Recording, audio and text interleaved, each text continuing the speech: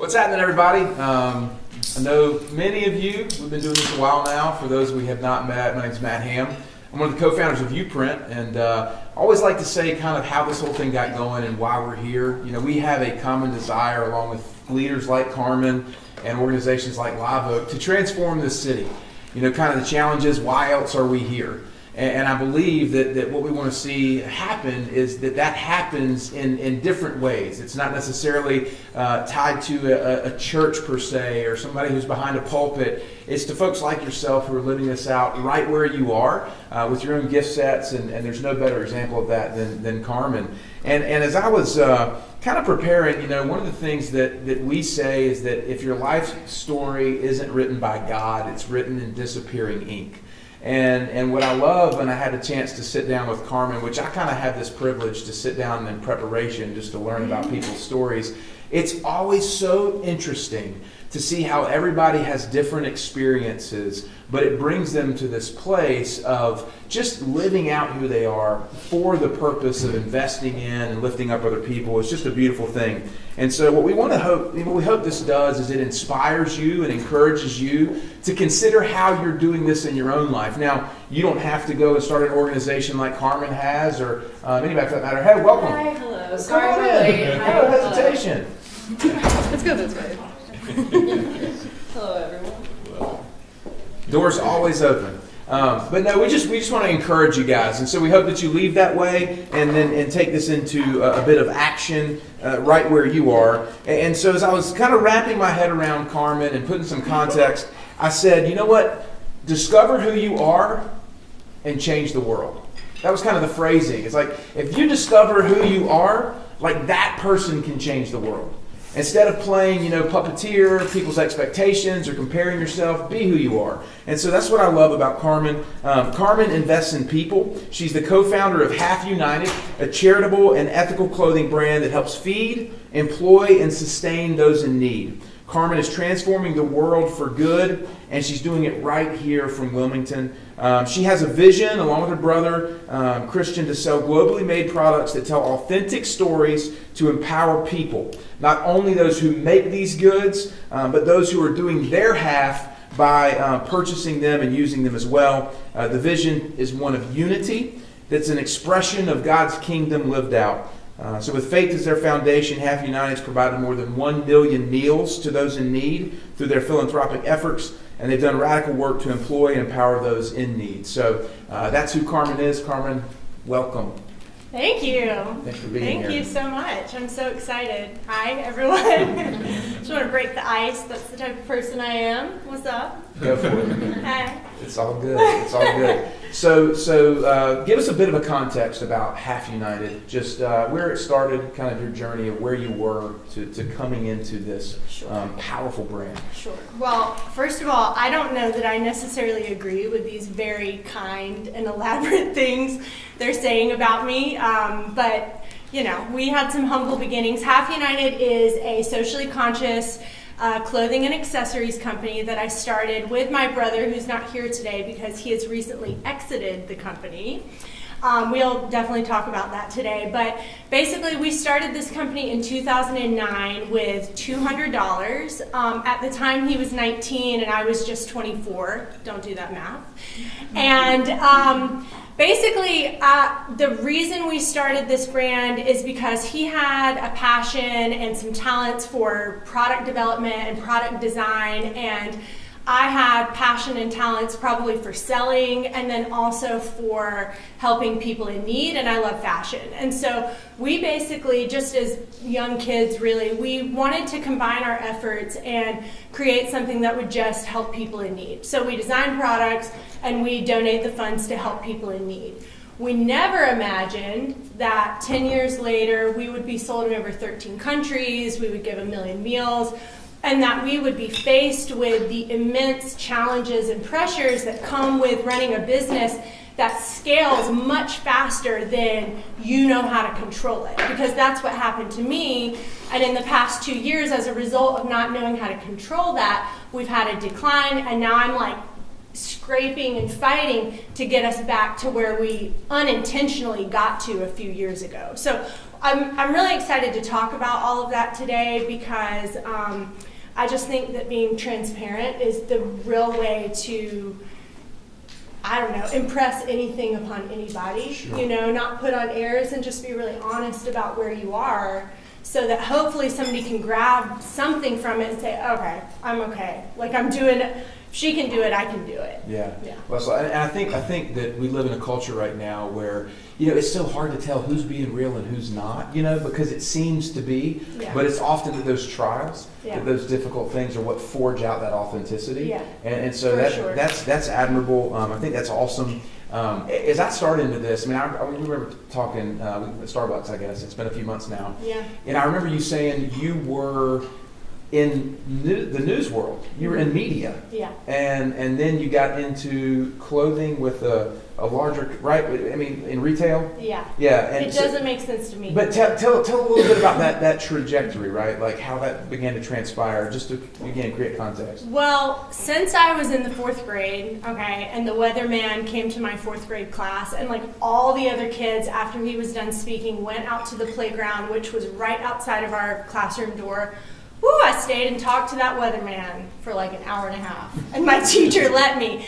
And I knew since 4th grade that journalism, I was like, this is it. Like what this man does is what I want to do. Why we feel that way, I don't know. But since 4th grade, that's what I wanted to do. So in college, I actually got the opportunity to work for ABC News Bureau on Capitol Hill. And I really believe, and I can talk in the terms in the context of, you know, how God opens doors in this setting. You know, typically maybe I wouldn't do that as flippantly, but I really believe that God gave me this one opportunity when I was in college to work on Capitol Hill, because from Allen Iverson to Nancy Pelosi to Hillary Clinton to any senator or congressman or woman that still works on the Hill now, I've interviewed them. And I really think that God knew that journalism was not going to be my life's trajectory the way that since 4th grade I dreamed and thought it would. Like I thought I'd be living in Baghdad, bulletproof vest, like reporting live for CNN. Like that was literally my plan. But this one summer in college, I got to work on the Hill and have these amazing, amazing experiences. I watched the first Constitution for Afghanistan be signed. I've watched the Senate apologize to families of lynching victims, and you name it, I really got to do some amazing things.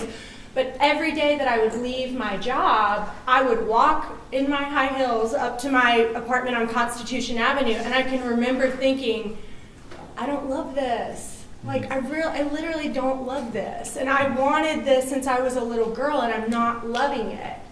And so, you know, true to form, I kept pushing forward. I'm a very determined person. So, of course, graduated with honors, with a journalism degree, went to work for an NBC affiliate, came to WECT, worked here for 2 years.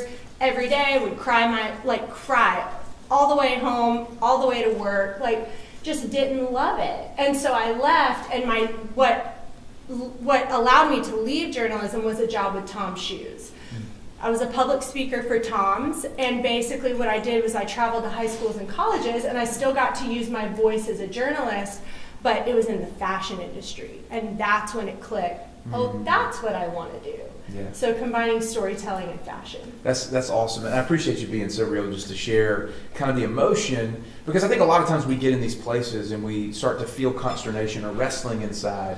We go, is this really the path? You know, and I think that a lot of people live in that place, unfortunately. Right. But I think if you're willing to be honest with yourself and just continue to press in, God continues to reveal these things and just stretches us into who He's created us to be, which is something you've stepped into. And we use this analogy of waves to kind of almost it could be a metaphor for people, right? That every wave starts out as a ripple. So it started out this really kind of low ripple. You're like, something's not right. But then it has to kind of rise and peak before it begins to impact community. And so people are the same way. It starts with this kind of rippling, and then it has to peak. There's preparation, pain, all these things that go into that. But, you know, if we're talking about peaking being kind of our why, purpose, that big kind of language, and then kind of the wave crashing as being like our influence and our legacy, Talk a little bit about you stepping into your why, your purpose, and then what kind of legacy you would hope to leave. Yeah.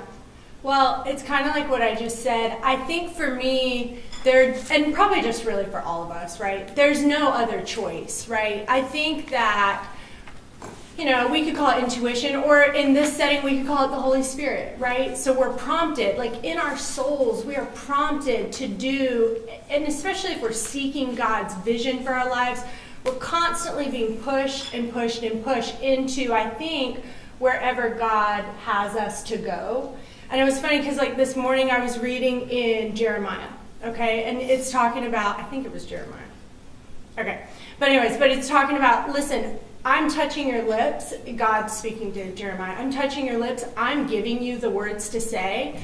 You go. I'll tell you what to say. And as I sat there and I read this morning, I thought, when you have a relationship with God and you have to yield to that wrestling that he's doing in your spirit that's telling you where to go, I think it's also just yielding to the fact that he's going to take care of you along the way. Mm-hmm. And he's going to give you the words and he's going to give you the people. Like today I walk in, Kate's brother is in here. We end up talking about this amazing job that he has that I've always been in awe of. And maybe there might be a potential to work together in years to come. And I thought, here I am, just right place, right time. He's late to get out. I'm early to get in, which is very rare. We meet, But that's not answering your question. But anyway, so it's basically God just pushed me into the why. But I think even my why, which for me and my business is really just I just want to help people who need help. I just really want people who need a hand up, people who don't believe in themselves or who don't know what they're capable of. I just want my business to be a platform to help them get to wherever they should be going. Yeah. That's my why. But it took me a long time to arrive at that. For a very long time in business, I was incredibly selfish. I forgot about my why, and it was all about business development. Because the mentors that I surround myself around, all whom are Christians, were telling me that without pushing my business forward, we couldn't fulfill our mission. Mm-hmm. And that's fine for them because they all run really big, successful companies. But in my specific company, if the mission doesn't come first, the business ain't going to happen. Because people are buying our products because of what they're getting to fund. So I had it way backwards. And as a result, my company seriously suffered. Yeah. That's profound. I'm just sitting here thinking, one of the things that kind of we try to help folks with is that Jesus would have never said, hey, it's not personal, it's just business. Mm-hmm. He never would have said that. Mm-hmm. But we find ourselves in these tension moments where we go, hey, we've got to build a line between this is a business conversation instead of this is a people conversation. And this is a mission conversation. You know what I mean? Are we on mission first? Are we in business first? And that's just a challenge question to really think about. It never negates the importance of your business.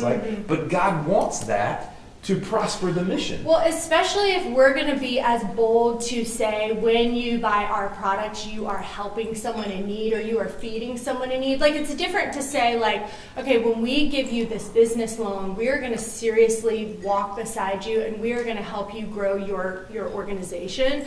That is totally different than telling your end consumer, because you're buying this, you are helping someone in need. We're taking way more responsibility for the missional component and how it's so woven into the reason people would buy products from my business. Yeah.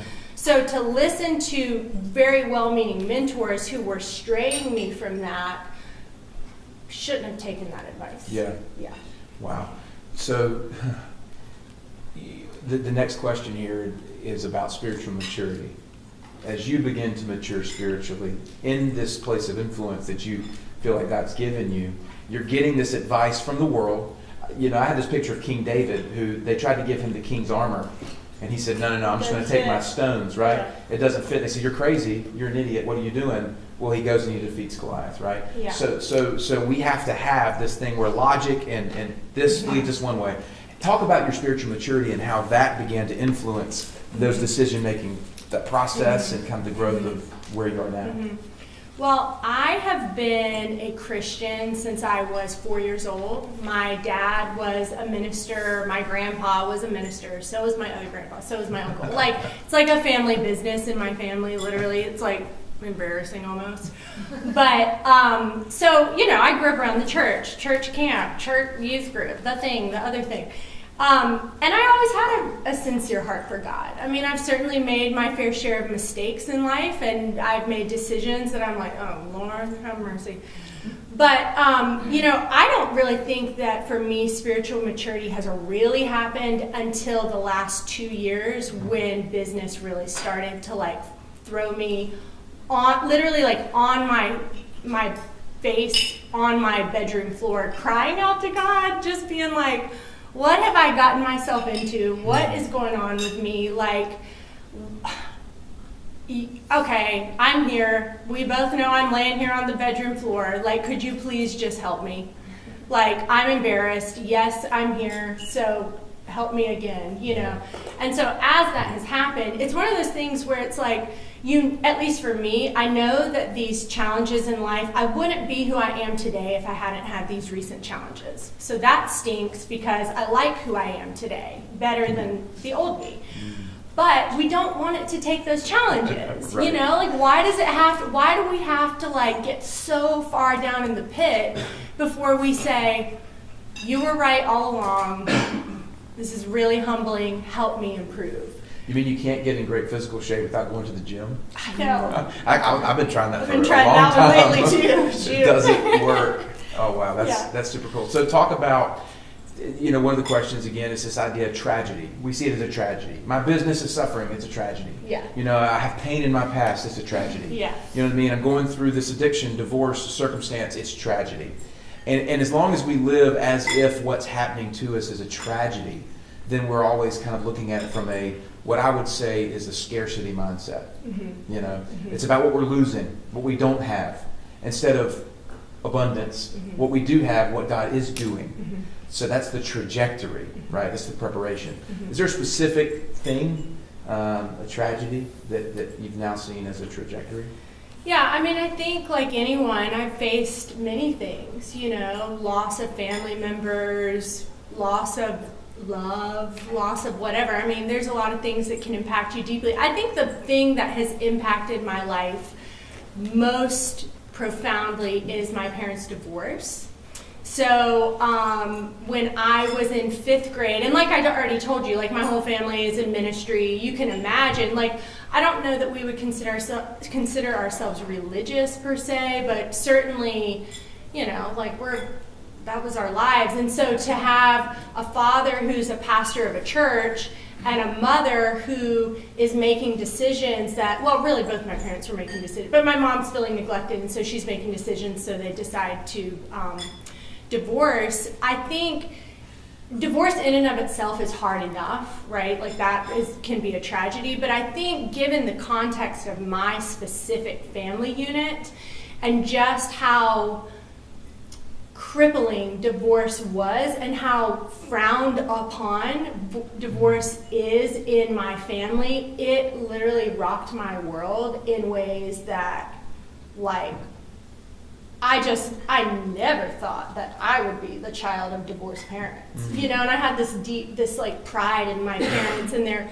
seemingly very happy marriage and all the things they did together. And so for them to get divorced, and nowadays I look back and I am actually in so many ways thankful for what I went through, because I do not think I would have had the opportunity to become the person I am today without just that grinding on my pride. Because as a 5th grader, I was very proud of my family and just the way that we seemed. Yeah. You know, in the church and in whatever, you know. My Yeah. parents were like the hot young couple, and then to see that just be ripped apart was just like very earth-shattering to me. Yeah.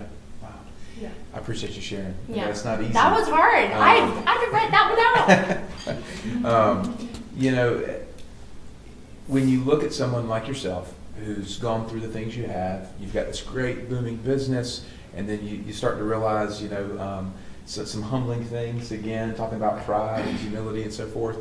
When you look at where you are now, what truly impresses you You see a lot. You Yeah. go down to Haiti, and you're all over the country, fashion. You're getting in retailers. What impresses you? Yeah. So I really did do my homework last night, and I have like all these questions typed out. And so this one, when I read it, I really had to think like, there's a lot of very impressive things, but like your question on paper was like, what thing impresses you most? So I thought, kindness really impresses me. I'm like really impressed by kindness. Like if I am in a meeting, or if I am just speaking to somebody, or if I'm just getting a coffee, right? Like this morning I went and got like a matcha latte before I came here, and the clerks at the desk were just not kind. And I'm thinking, lady, I don't know what's going on in your day, but I'm like trying to be really nice and trying to be kind, and she is just not budging. She's not having it. And I just thought to myself, you know what? I am so not impressed with you right now. But it's just impressive. Like if somebody is just kind, like, and they just don't even have a reason to be, they just are. I don't know. I'm in shock, in awe, in a good way. Yeah, that's awesome. It's funny. One of the things that kind of came up the other day for us on our radio program was that it's interesting. You truly cannot love someone if you are trying to impress them. True. And that's it. No, we've all tried that. Okay. But I think with that kindness thing, it's just a reminder to me that, man, if I'm trying to get if I'm being kind based off of some type of expectation, there's a difference between genuine kindness and kindness that is a facade. Right. And that's that authenticity that I think, kind of comes out as you talk about your story and, and whatnot. So that's interesting. So, people don't like this question. I love it. I think it's great. People often struggle to talk honestly about their gifts because it's this faux humility, I think I've said it before. C.S. Lewis said that true humility is not a beautiful woman trying to convince herself that she's ugly. I love that. I absolutely love that. Because we think humility is, I'm just going to be mine. No, I mean, like, humility is recognition of truth, right? And carrying it out as if it's not greater than anyone else, right? But that being said, what is your greatness? Yeah. And I did hate this question. I'm like typing in bed last night, and I'm like reading. I'm like, oh, tragedy, great. And then I like go to the next question I'm typing, and then I see this one that's like, what is your greatness? I'm like, Matt. But so again, had to think and think and think. I think my greatest attribute is what I think you're asking, is my authenticity. So I think that I really checked myself on this answer because I thought, is it true? And I think no matter the situation, whether you're the greatest of these or the least of these, I do think I am the same person. And I do think that is a God-given attribute that I think comes hard to a lot of people for that very reason. Like when you're being polite, you do want to impress people.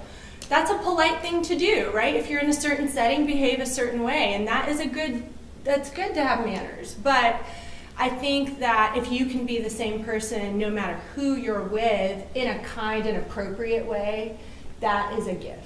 Yeah. I love that.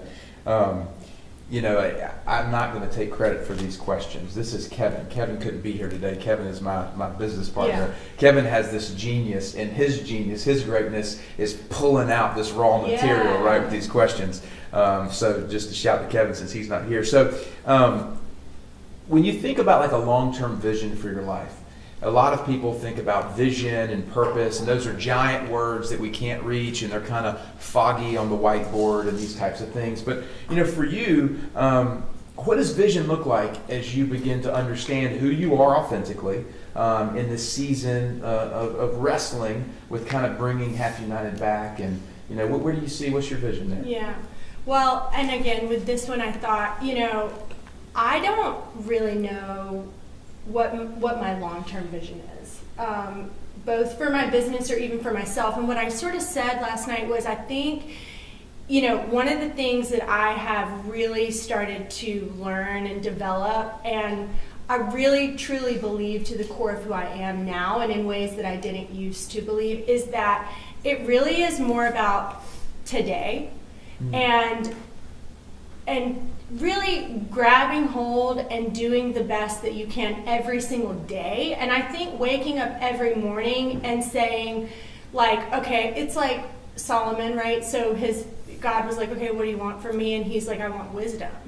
And I read that and I'm thinking, can we ask for that and really be authentic in it? And I thought, okay, if I can wake up every day and I can just be like, all right, God, today just give me wisdom. Like, even if you don't give me anything else, everything else I think will fall into place if I get wisdom for today.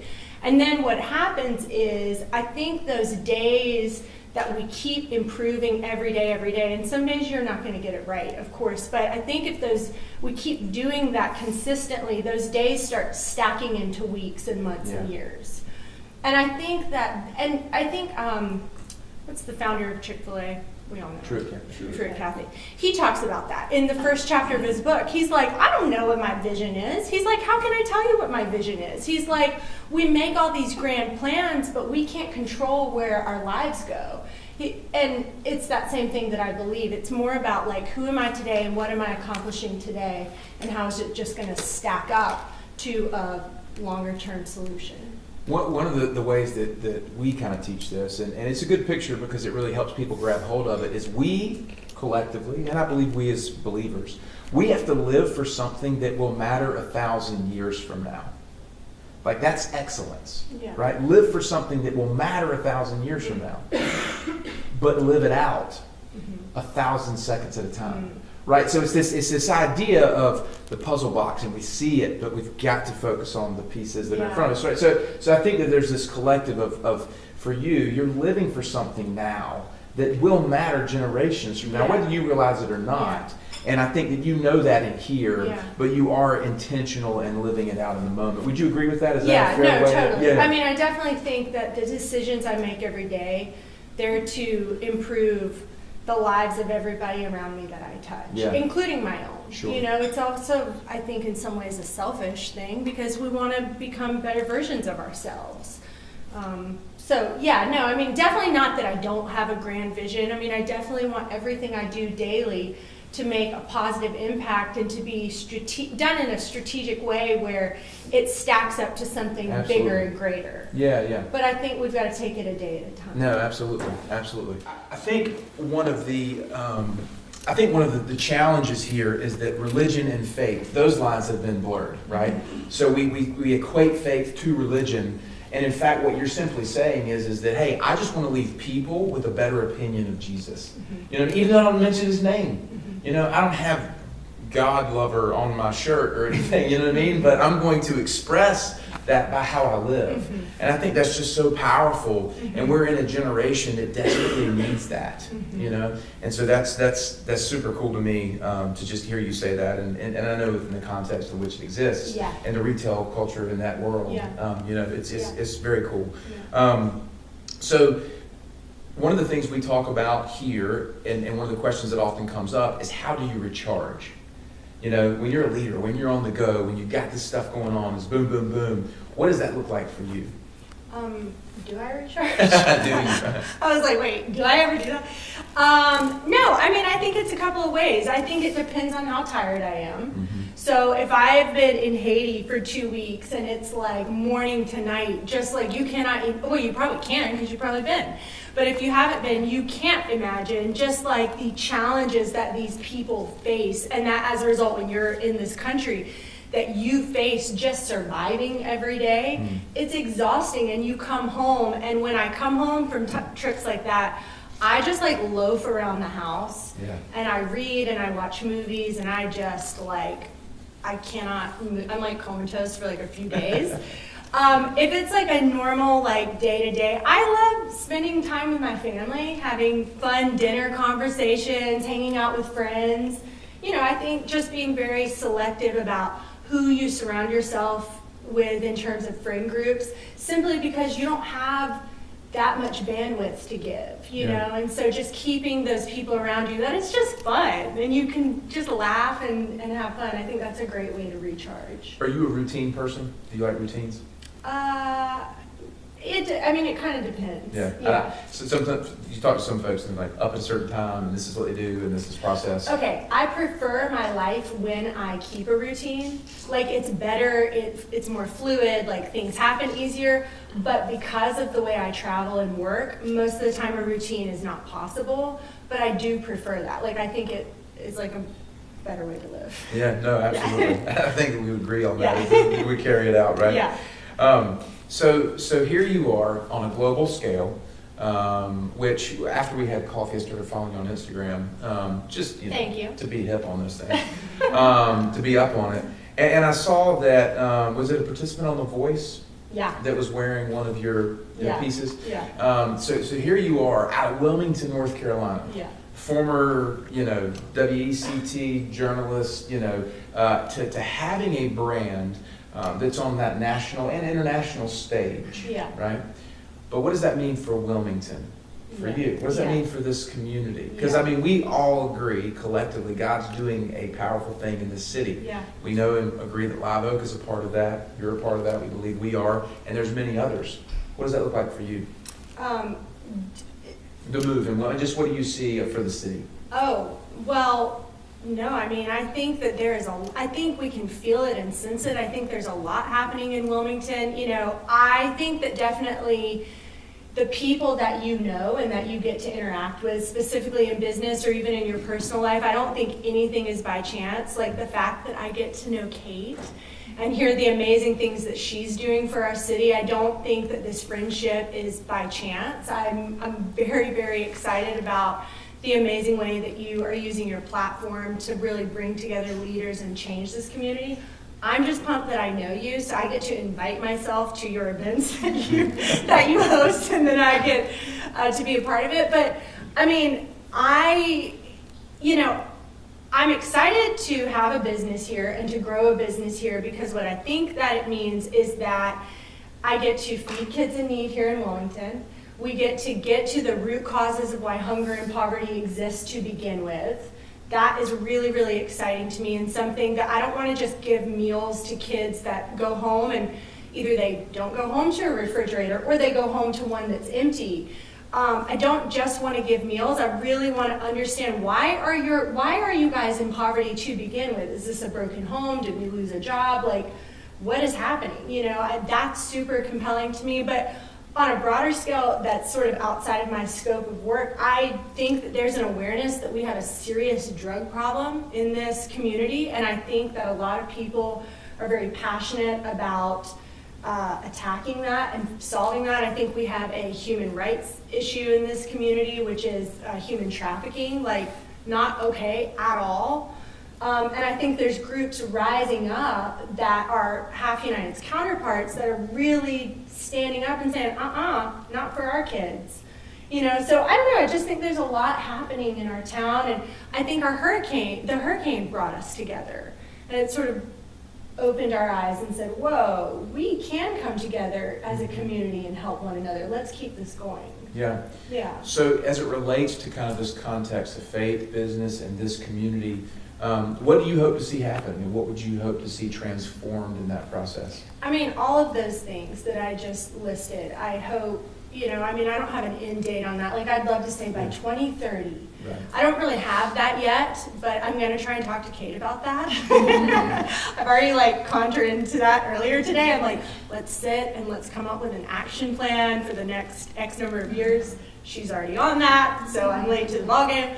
But I just think that those very things that I listed need to really be transformed in our community. And I do think that we have a community. We live in a place where tourists want to come. It's a party town. It's a lot of fun. But I think we're starting to see, if one more brewery opens in this town, it's like, what is this saying about us? I guess it's a good business model, but there's so many, what is this saying about our values and what we are investing our time into in this community? I'm like, hold on, we gotta get some things straight, because I think there are some things that are not lining up here. You know, I find it concerning, but I don't think all is lost. I think people who care about these deep-rooted issues just need to rise up and start to find solutions. Yeah. So with all that being said, do you find yourself wrestling with, these desires that to transform the community, to care for those in need, to instill kindness and integrity back in the culture? Do you find yourself wrestling with how all that's going to be accomplished? Do you get tied up in, well, how are we going to do that? Or do you feel like that the why is really what drives you there? The why. No, I'm really excited. I see these types of things as opportunities for improvement, and I think they're exciting, and I think it just means that more people get to come together and we get to find solutions to things that are very serious issues and some things that it's like, okay, we need to just solve that a little bit, No, I mean, I'm excited. I think for me what happens is specifically because of the place that my business is in, sometimes I feel like I can't move as fast as I want. That's what I struggle with, is because, the ideas are there and maybe the opportunity is there, but the means to achieve the end goal is not there right now. And it's so frustrating to somebody that wants to drive and move and go, and I just can't. So you just do the best you can with what you have. Well, that goes back to what you said about today, right? Yeah. I'm going to live today. Yeah. Intentionally. That's right. And I'm going to focus on what I can do. That's right. Instead of what I can't. That's right. And that's how you see that thing be born. Yeah. Get back to those roots. So kind of wrapping this up, and then we'll open it up for questions. Carmin, I think about yourself and I see someone who has just kind of, followed these moves in your spirit, to step into this thing, and then you see this company take off. And then you kind of go through these iterations and whatnot, and yet remaining authentic through the entire thing. Because honestly, struggle truly reveals the heart. When you go through difficult times, it really reveals the heart. Yeah. And when you look at God's story, that's what he cares about more than behavior. We go King David and all of them. I mean, they were a wreck. God cared about their heart. And so that your heart, your authenticity, it reigns true to me. And I think that's important because I think that's what changes culture. Yeah. So that being said, just with our conversation, with anything that's on your heart, what would you hope to leave folks with kind of today? Right here. I think I heard something.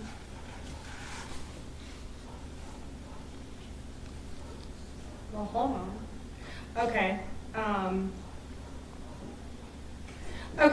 So what I wanted to leave you guys with is from Luke 12:48, and it basically is, to whom much is given, much is required. And basically what I meant by that and what I thought about when I came up with that was, it doesn't just mean money. I know that you guys work in a place where, money, it's always on your minds. Investments and funding and growth, and that naturally it should be, of course. You're building something incredible. But, when I am in a developing nation, and like I told Kate earlier, when I'm talking to a young man who hand makes leather goods for me, okay? And so we have this side conversation, and in Haiti they speak Creole, so we'll have an interpreter. And so I'm like, hey, so are you liking your job? Are you enjoying it? He's like, yeah. He's like, but I'm excited to get off work today because I get to go to school this weekend. And I'm like, oh, that's awesome. I'm like, awesome. What year are you? Right? He's like 19, and he's like, huh? I'm like, yeah. What year are you? He's like, oh, 2. I said, oh, cool, so you're a sophomore. And he goes, no, I'm in 2nd grade. I said, oh, that's awesome. I said, okay, so when you were little, you didn't go to school. He goes, no, we couldn't afford school. And I'm like, oh, well, good for you. I'm so proud that you're doing that now. And I really meant that. I don't feel sorry for him. I was very proud of him. But when you stand there and you know that there's people right off the coast of Miami that, they live in extreme poverty, and here we are, and we're in this setting, and, just the way that we live in America, we drive past Chick-fil-A, and we drive past the mall, and all these things, we drive cars, we can own cars, It's just that I think sometimes we don't realize how much we have been given, and therefore we don't realize how much is required of us. Like, we are the richest country in the world, and a lot is required of us because we've been given a lot. So that's not to guilt anybody, because you guys are sitting in this room, which means you're probably very caring and you probably give so much of yourselves. But just to continue to encourage like-minded people, like, that is a requirement of us, and it's an honor for us to be able to give, and it's fun, you know? And so we get to be selfish in our giving, because really we're getting more than we're handing out. Yeah. Yeah. I think it is better to give than to receive. Yeah. We say that's true, but culturally, do we really carry that torch Yeah. with every aspect of our lives? Yeah. You said, hey, I'm going to wake up today and I'm going to pour myself out. Yeah. Or is it, I'm going to take what I can get, you know what I mean? I'm going to have relationships that benefit me only, that kind of thing. That's right. Those are humbling things to Yeah. really ask yourself, right? Those Yeah. are the gears to be grounded in that produce good fruit. Yeah. So, well, awesome. Well, thank you so much Thank you. for sharing everything. Thank you. Just appreciate the Thank heck out you. of it. Very cool just to hear how God's worked in your life and now what he's doing through your work. Yeah. Will continue. Yeah. Thank you. So that being said, we always like to open up the floor to questions. Anybody have anything they care to? Mr. Whitty. Hey. So I guess I have two questions. First question is sac passe. Sac passe, Nabule. And then second question, so Wait a second, what was that question? Can I have it? JP, are you a translator? I know that. Oh, good. He just was like, yo, what's up? I'm like, yo, just hanging. but the real question is, so when you guys were starting up Half United, I know you were saying like $200 and just kind of like where at Tom. What were some of the biggest challenges starting up Half United, and then how did you see God overcome it for you guys? Yeah, the awesome thing was I was so naive concerning what I was creating. In the early days, there really were not challenges. It was all a challenge, but I didn't know it was a challenge. I just thought we were putting one foot in front of the other. So the real challenge came when I no longer was naive and ignorant as to how you're supposed to effectively run a business. That's when the challenge started. When I'm like, oh, that's what my balance sheet is telling me? Oh, that's what my P&L is telling me? Are you kidding me? And so learning how to run a business is what really brought me the most challenges. But what was the second part of that? And then how did you see God like help overcome those challenges? Yeah, no, God has shown up for me like every day for the last 10 years of owning this company, whether it be through a mentor, which not all the advice was bad, of course, I'm giving them a bad rap, but through mentors spurring me on to, out of the blue, totally undeserving, we would get an order to be nationwide in Nordstrom, or we would get the opportunity to sell to Target, or those types of things. He kept giving us opportunities that we really did not deserve because of the way we were running our company. And nowadays the way that God is showing up for me is he is at those moments where I'm like, okay, I'm gonna go to this trade show, but if this doesn't pan out, I am out of business. And then we get more orders than we have ever gotten at a trade show for no apparent reason and with no marketing. That's when I say, okay, God, you're keeping me in this game. So I'm gonna now I'm gonna wake up, I'm gonna steward this better, and you're giving me opportunities, I'm gonna start rising to the occasion appropriately. So, yeah, every day is a miracle, okay? Literally. I love it. Anybody else have anything for Carmin? I could come up with a lot of questions, but first thing I would say is you should have let her sing Amazing Grace. She can go. I don't know if you've heard her sing Okay, before, that's but great. there's no shot she's going to do that for us. But, so I would just say, thanks for being transparent and authentic in here, right? You took $200 in an idea, Yeah. and even though you've had this, you're in 13 countries and you've fed 1 million people. Yeah. You can say 1 million really fast, but that's a lot of meals to Yeah. people that wouldn't have eaten unless you had walked into your faith and said, I'm going to be brave enough to realizing I'm not having joy doing what I'm doing. I am going to take kind of the talents and gifts I've been given and go live this thing out. Yeah. So for that, there's a lot of people that are very thankful that you you did that. Yeah, thanks. So two parts to this question. First is, when you hit the floor, Mhm. and it was, what have I gotten myself into? What did you feel like God was telling you? And how did you begin to walk from face down on the floor, I can't do this? Yeah. What did that look like? That would be the first part of the question. Okay, so I'll then, since in the air of being totally honest, I'll tell you what I think he told me. So first thing he told me while I was laying there, like 2 months ago, was, first thing he said to my spirit was, this is exactly where I want you. And I thought, and I'm talking weeping like a baby, like, oh, like I'm so, just help me, God.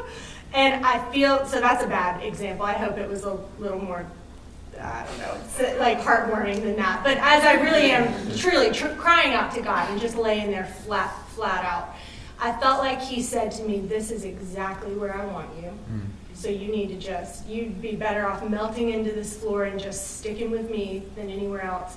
And then as I kept laying there and I said, okay, I get it. And this is where I want to be, because the peace of God was so on me. And I said, this is, okay. The second thing he said to me after I just sort of laid there and soaked in it for a minute was, now it's time to get up. That's all he said. And I said, now it's time to get up. So I picked myself up off that floor and I went into my bathroom and just carried on, whatever, time to go. And so that's what I think, it is. It's really good. Yeah. Really, really good. Yeah. The second part is, you've taken your passion of fashion, right? And I think you're a natural salesperson. But then how did you pick that you wanted to feed people, right? Because part of, there are so many things that you can go do and go help. Like, why was that heavy for, I know you said, I just wanted to help people that need help, right? That's kind of, but how does Haiti fit into this? How do you choose the people where you send your meals? Yeah. What was being laid on your heart where that was the direction, right? Yeah. To go live your faith out in that way. Yeah, well, there's a two-part answer to why hunger. So first of all, I really think it's just part of my lineage. So one thing I didn't tell you guys was my great-grandmother used to be the director of the school food program here in New Hanover County. So we were raised around this idea of feeding people. Plus, I come from a Southern family, so we eat. Okay? And so food was always a thing, always around, or you could always smell it. It just is the way to show love.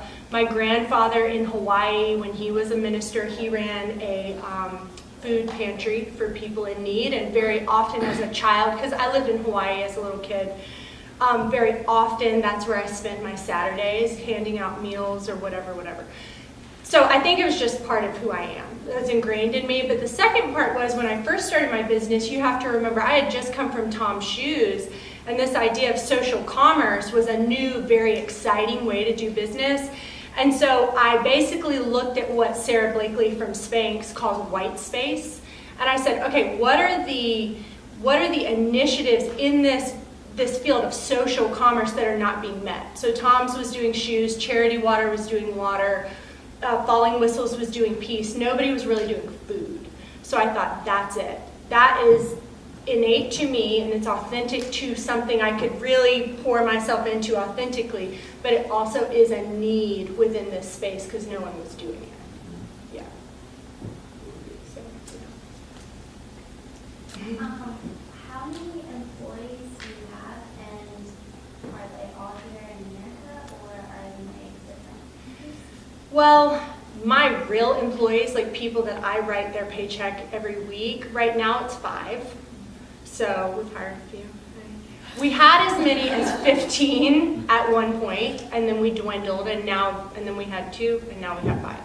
Now, in Haiti, we employ 43 people, but they're not my direct employees, right? So I work with an organization in Haiti, but those 43 people just work on my business's work. And then we have manufacturing in Los Angeles and in Rhode Island.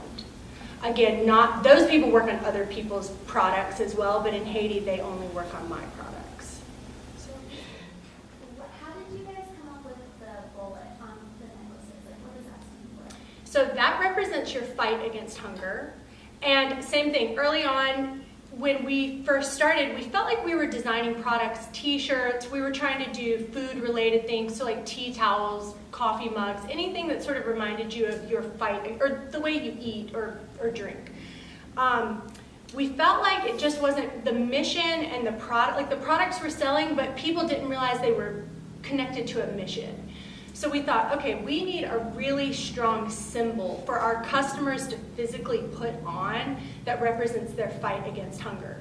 Literally sitting in my apartment, which at the time was our office, and we got a knock on the door. An intern went downstairs, checked the door, came back upstairs and had a bag of recycled bullet casings in their hand and said, hey, somebody from the church or something, heard we wanted to start making jewelry. And they said, they heard that brass is expensive, so they want us to melt this down and use this brass from their casings to make jewelry. And we shuffled the bag around, and I pulled 3 different casings out, and they fit together, one inside of the other.